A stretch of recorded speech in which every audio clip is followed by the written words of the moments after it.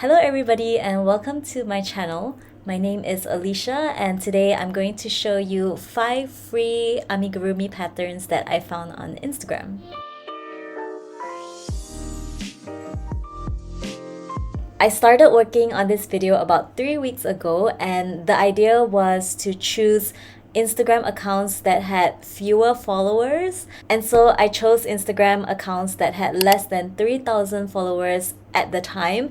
If you go and check out these Instagram accounts now, they may have gained more Instagram followers in the time between then and when I'm posting this video. So if you're watching this, please go and check out those Instagram creators because I think all of these patterns that I tried are really wonderful, and make sure you follow these creators so that you support their crochet journey. The first pattern that I tried out was a sloth pattern by Crochet Girl, and not gonna lie, this was a really difficult pattern to start with, not because of the pattern itself, but because it was my first time trying to read a crochet chart, and I just couldn't figure out why things were going wrong for me. And it's because when I saw this chart, I thought that the different colors meant color changes, but the color changes on the crochet chart are actually just there to indicate that it's a different round and not necessarily to indicate a color change in the yarn that you're using.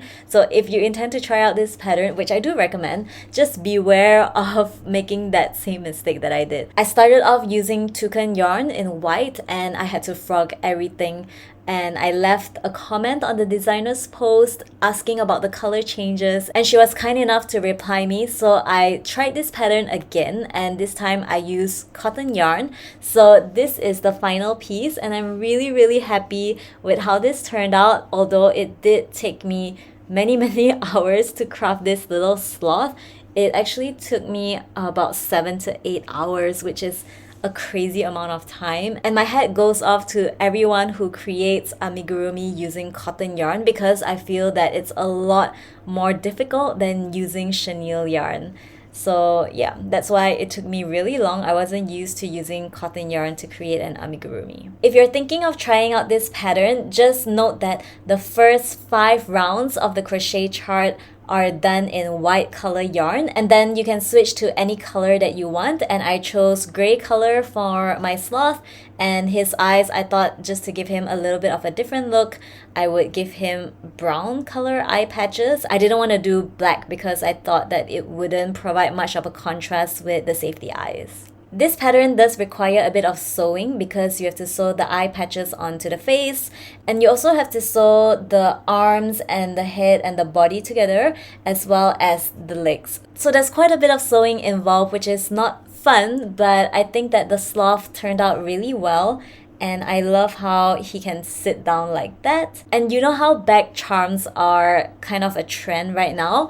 I was thinking that this little sloth could make a cute bag charm, and he would just hang on to your bag. I wish I knew how to turn this sloth into a bag charm, but I don't know how to do that. So if you do, please leave a link in the comments below and I will go check out your sloth bag charm, definitely. The second pattern that I tested out was this baby bear pattern by Chiara Creative Corner. It's a 2-in-1 baby bear pattern, so I made the sleepy bear, but there's also one that sits up. I love that the pattern is really easy to follow, the directions are really clear, and the head is crocheted straight onto the body, so there is no sewing involved for that, but you do have to sew some of these pieces on, but I didn't find it too tedious.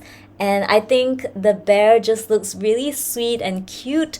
It's a really small size as well, so it doesn't take too long to work up. And I didn't have a safety nose, so I actually embroidered the nose on, and it's a little tiny heart shape, so I really like that detail as well. Another thing that I really like about this pattern is that there are lots of pictures to serve as a reference for you as you do the sewing. There is an error on the second last picture where it should say sleepy bear for the sewing bit, but I don't think people really notice because the pictures show that it's a sleepy bear rather than a sitting bear. I would really recommend this pattern, so please check it out. And it took me under 3 hours to put this bear together, but I'm a slow crocheter, so I don't think the time that I took would be a good reference for any of you. I mean, if you crochet faster than me, it will take you less than 3 hours. The next pattern that I tried was this Seal by Crochet by Umi, and there are a few things that I changed about this pattern. Firstly, in the original pattern, the head and the body are done separately and then you sew them together,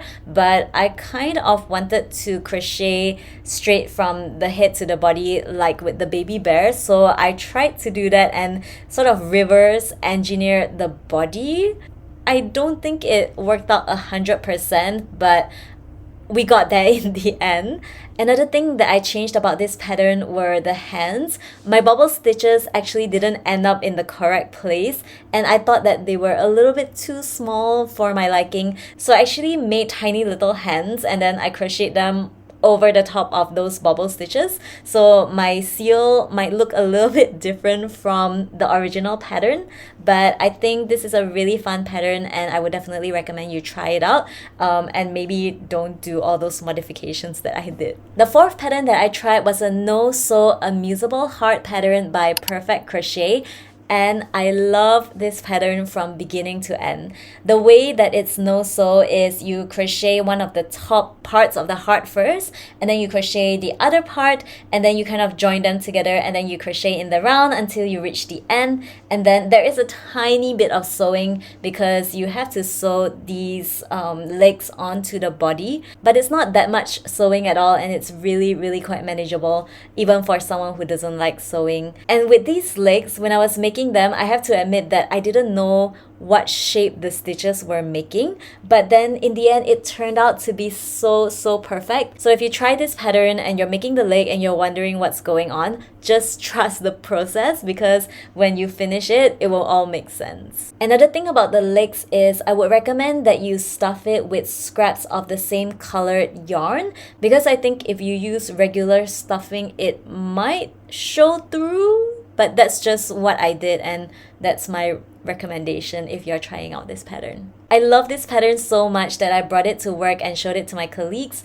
and my manager had a friend who is not feeling very well, so she asked me to make this for the friend, and I actually sold something that I made for the first time ever, so this pattern has a very special place in my heart. I also think that this would be the perfect pattern to make with fluffy yarn. It's just a shame that I don't have any fluffy yarn in my house, or else I would really make a fluffy version of this one. The fifth and last pattern that I tried was this Bulbasaur, and it's by Kawaii Crochet. This pattern, I have a few things to say about it. So firstly, this was my fault. I started off using this mint color toucan yarn, and then I ran out of the color. I foolishly thought that I would have enough, so I had to change to this greener color. I'm not very sure what color this is, but if I find it, I'll put it in the comments or in a caption here. But I think the color changes turned out okay because the legs are a different color from the body and the head, and I think it doesn't look horrendous. With this pattern, I did run into a bit of a problem when putting the legs together because I couldn't figure out how the creator got the number of stitches that they indicated. But I looked through the comment section and I found something where the creator clarified how they got that number of stitches. So if you're feeling confused like I was, please go and look through the comments and hopefully that will all make sense. And one last thing about this pattern is that there are no clear instructions about where to place the eyes or where to sew on the ears, so I just had to look at the reference picture and try to figure that out myself. And I don't think there are very clear instructions for how to shape the flower as well. I think these are all things that a slightly more experienced crocheter can figure out on their own, whereas if you're a beginner, you might run into some issues with this pattern, but it's definitely worth checking out because the Bulbasaur is really cute. So these are the 5 patterns that I tried out in this video, and I would say that my favorite is definitely the Sew Amuseable Heart by Perfect Crochet. Definitely go and check that out. And the others are really great patterns too, so I will put all the links in the description box below. Thank you so much for watching, and I'll see you in the next video. Bye!